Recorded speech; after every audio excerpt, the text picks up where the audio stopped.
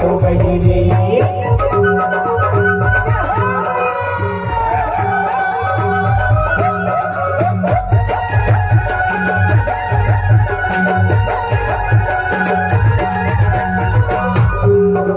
माता रानी साल में दो पैदा आते ना, एक बार चैत्र के नवरात्र और दूसरी बार कुंवार के नवरात्र।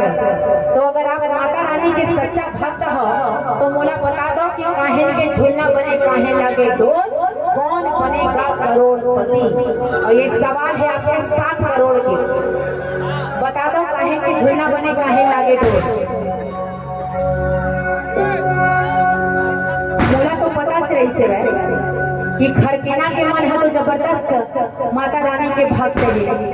और मैं तो माता रानी के दरबार लगे हो, माता रानी ने कही हो कि महतारी लखपति करोड़पति तो बनाबे करबे दाई। खरकेना के मन ला पहली एक ठाने मन ला पति आप पहली ले बना दे दाई। जतका कुमारा है ते मन एक ठाने पति बनाबे और अपने आप में मन ला पति और करोड़पति बन जाए। सही बात है, सही बात है कि नहीं? तो चलिए जरा दोनों हाथ उठा करके तालियों के साथ हो जाए क्या? चंदन के झूले